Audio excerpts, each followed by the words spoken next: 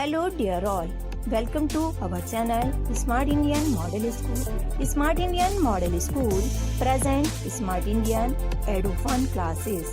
EduFun online classes includes course studies of playgroup to class 12, emotional and communication skills, happiness classes and DIY activities.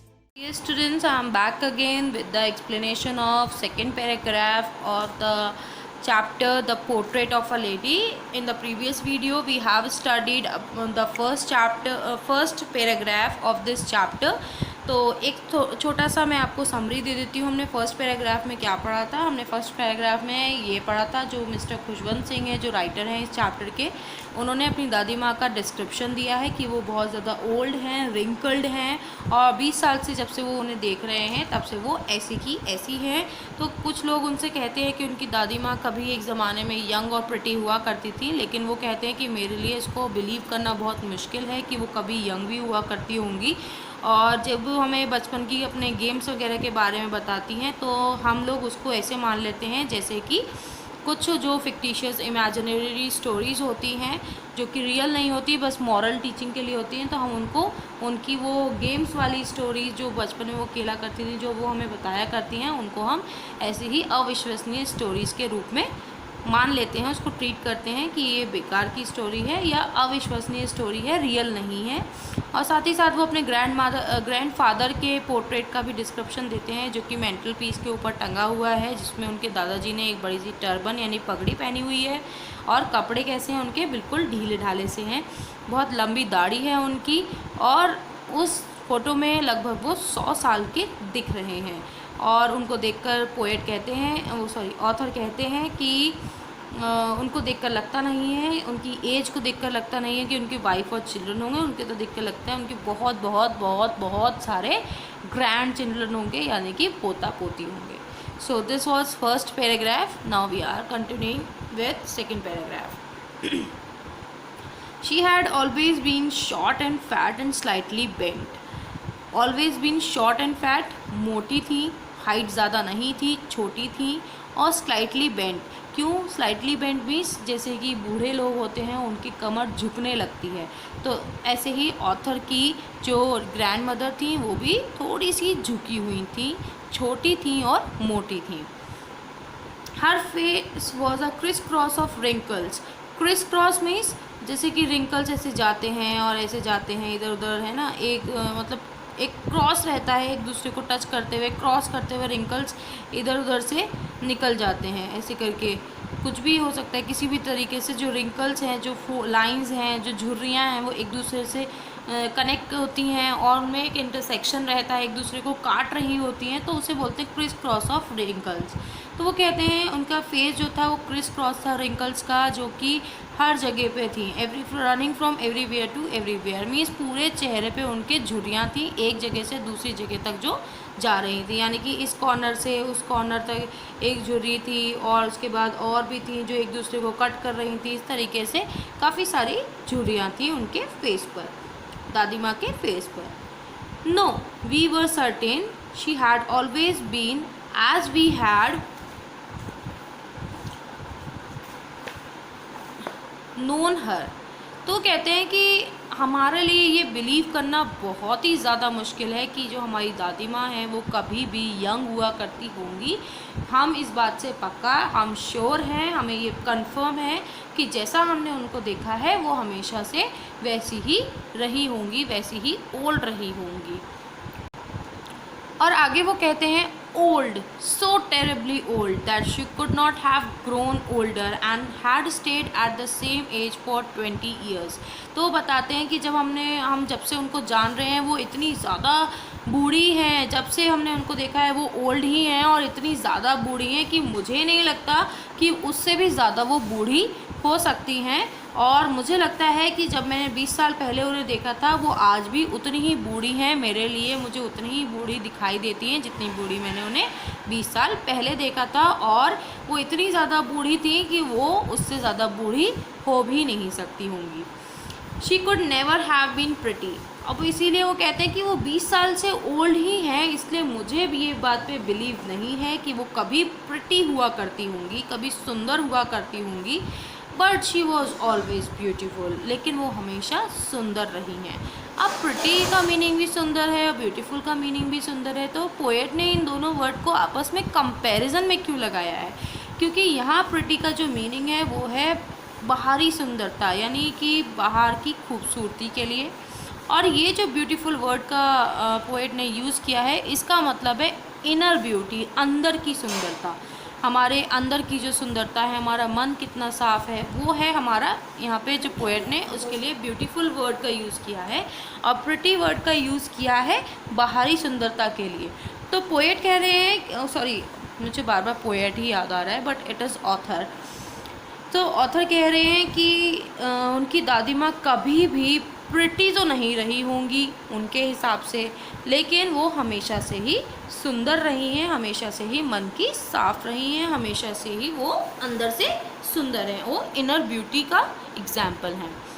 She hobbled about the house. Hobbled means walked in an awkward way.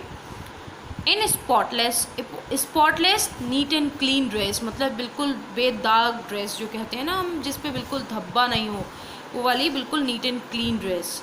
White colour की dress थी। With one hand resting on her waist to balance her stoop.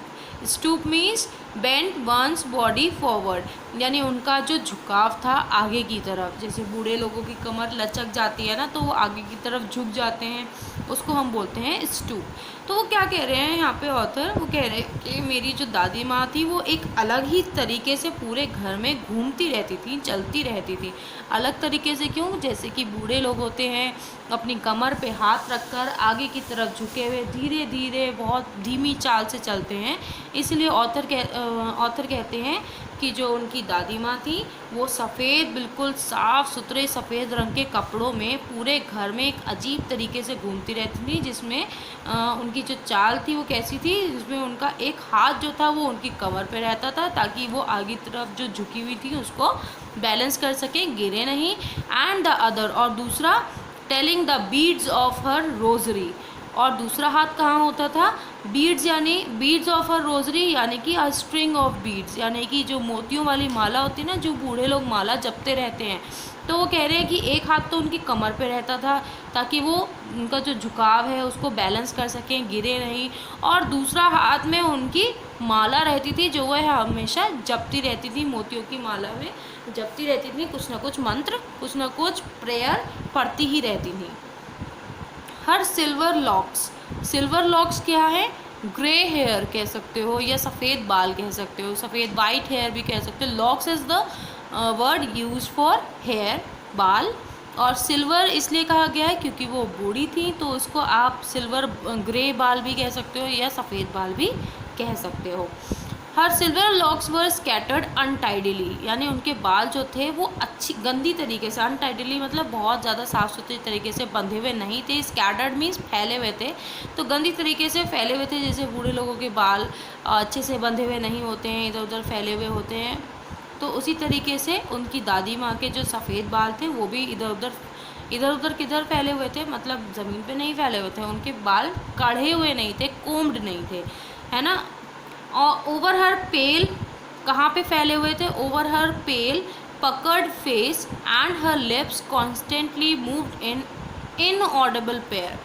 Inaudible का बच्चों मैं आपको meaning बताना चाहूँगी, और मैं चाहूँगी ये वर्ड आप ज़्यादा से ज़्यादा यूज़ करें अपनी लैंग्वेज में। इनऑडिबल का मीनिंग है जो आसानी से सुनाई ना दे।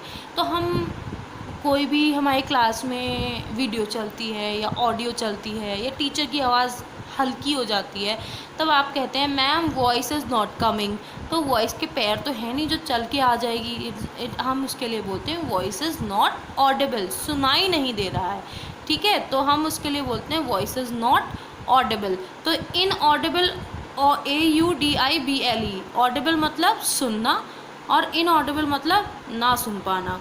तो इसीलिए क्या है यहाँ पे वो बता रहे हैं कि जो उनकी दादी माँ थी, उनके जो सफ़ेद बाल थे वो अनटाइडली फैले हुए थे उनके मुंह पर। ऑन हर पेल मीन्स पीला सा चेहरा पड़ जाता है ना बूढ़े लोगों का। पकड़, जो जैसे कि जब लोग बहुत ज़्यादा बूढ़े हो जाते हैं उनके होंठ भी सिकुड़ जाते हैं, एकदम पाउच सा बन जाता है अजीब सा, है ना, तो वो वाला जो फेस होता है उसे बोलते हैं पकड़ फेस। तो वो कहते हैं उनकी जो दादी माँ थी, उनके जो सफ़ेद बाल थे वो उनके पीले से पकड़ फेस पे फैले हुए थे, उनके फेस पे गिरे हुए थे, पूरी तरीके से नहीं गिरे हुए थे, मतलब अच्छी तरीके से कोम्ड नहीं थे, इधर उधर उनके फेस पे बाल आ रहे थे, और उनके लिप्स हमेशा चलते रहते थे, मतलब लिप्स हमेशा हिलते रहते थे, यानी कि वो कुछ प्रेयर हमेशा पढ़ती रहती थी जो कि इनऑडिबल यानी कि सुनने लायक नहीं थी, जो कि सुनाई आती ही नहीं थी। हमारे कानों में वो जो प्रेयर वो पढ़ती रहती थी वो हमारे कानों तक सुनाई ही नहीं आती थी, हम उसको सुन ही नहीं पाते थे।